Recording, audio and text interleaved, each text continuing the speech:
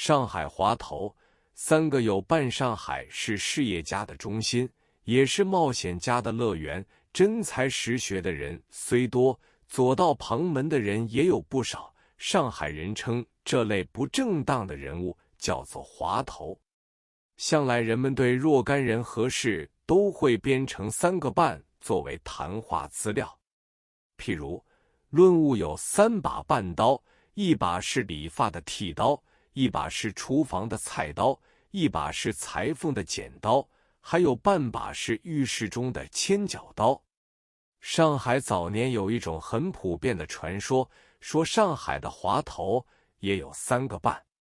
第一个是钱香园，第二个是施时低，第三个是黄搓酒，还有半个是吴建光。这3个半滑头名气大得很，我要分别叙述，但是3个半滑头的姓名传说不一，钱香园知道的人很少，往往误以吴建光充数。金查德蔡生白夫人莫川妹女士写的一本《我的日记》，记述数十年的上海旧事，其中一段是民国6年1917 6月1日4月21日星期三，请至孝舞台观，上海半滑头。该居乃隐射洪庙星象家吴瞎子见光者，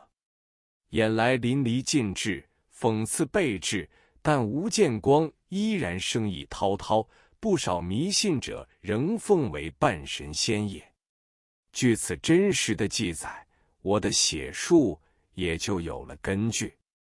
钱香园，他在浙江路偷机桥开设一家钱存济堂药材店，他的经营手腕很灵活，出了不少高单丸散，有的是说真方卖假药。在上海，他是在报纸上刊登药物广告的第一人，可是从来没有人说过他是挂羊头卖狗肉。后来他用赚来的钱在浙江路偷机桥买进一幅很大的地皮，消息传出之后，大家都惊奇他何以发财发得那么快，于是大家才知道他卖的是假药，因此他就被称为一个滑头。接着我要讲施时低，他最早在上海南京路开设一间照相馆，生涯不恶。后来鉴于上海每年暑期总是有无数人头痛发热、呕吐泄泻，重的昏迷不醒，弄到医院门庭若市，当时称作10亿，普通人统称发杀，又混称为霍乱。他便诚实发明一种杀药水，病者只要进服10滴就可以止呕止泻，功效的确不错。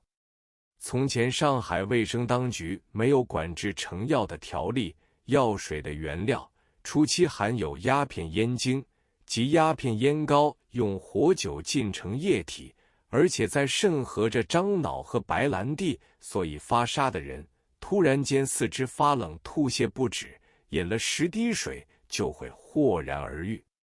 于是就有不少富有之家大量购进，在门上贴写着一张条子，写明赠送杀药水。这样一来，此人就大发其财了。但是暑期的呕吐泄泻大部分是暴泻症、按及急性肠胃炎，所以一吃这种药水就好。一部分是真正的霍乱，发病时顿即上吐下泻，只要经过几小时，手指纹都瘪了下去，俗称瘪罗沙。患者立时面目全非，不省人事，死亡急速。从前的人便不清楚，发沙泄泻是假霍乱，泻米干之样的才是真霍乱。真霍乱日本人称为虎列拉，又称虎疫，形容其势如猛虎，大家莫不谈虎色变，连急救都来不及。杀药水对假霍乱多数有效，可是遇到了真正的霍乱症还是无效。一般人不明白这个道理，对他的杀药水歌功颂德的固然很多，认为徒有虚名的也大不乏人。这种人就称施时低为大滑头。后来卫生当局制定药物管制条例，勒令将鸦片烟精改用其他相等的药料，功效还是不错。他在上海大马路发行所挂着一张相貌堂皇、穿着张绒马褂的大照片，上海人行经其地都要看他一眼。吴建光是一个盲目的卜卦算命先生，一到上海就在南京路中心红庙对面房租最贵的地区开设一个命馆，门口是玻璃大窗，路人可以从外面看到里面。初时他每天出钱雇佣许多人扮作客人模样，挤着去问卦算命。过路的人见到有这么多人算命，一时就轰动起来，而且这些雇佣的人还负责替他到处宣扬，称他是活神仙。吴建光所收的算命费很贵，要1元2角，这个数目在当时看来的确是很大的。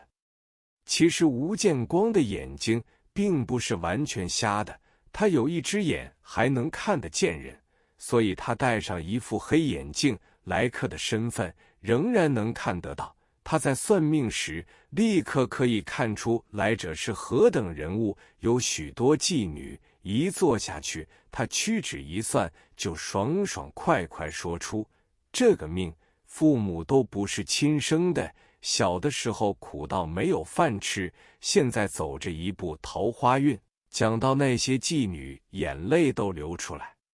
又有一种人很紧张地请他算命，他偷偷地从黑眼镜中一看，会突然啊呀一声，说这人命犯火德星君，正在发高烧，人是不知，再隔几天几时几刻有性命之危。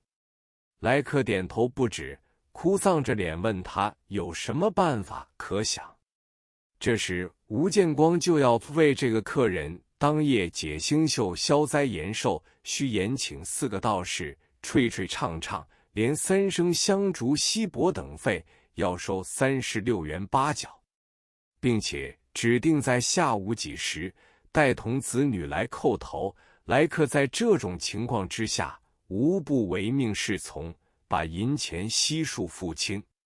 他暗暗还查看到来客的身份以及绅士的贵贱，有些人要收到70、80元以上，类似这种收入的每天总有8、9人，加上了70、80人的算命费，他一天的总收入真是惊人。其实所谓谢星宿只是诈欺取财的手法而已，所以当时上海的一些有识之士称他为半个头的滑头。黄楚九是建大世界最后要讲黄楚九，原名搓九，他是清代末年上海南市的一位眼科医生，亲自研制眼药，并且买卖西药，因此有点西药常识。因为眼科生意不甚理想，所以就暗地里出卖春药，借以自己。不料行销太广，竟被拘捕到上海县衙门。审判他的是县知事王新甫，王是浙江峡石人，对黄楚九出卖春药深痛极恶，判打屁股40大板，还要鸣锣游街。这件事，凡是60岁以上的上海乡绅们都知道的。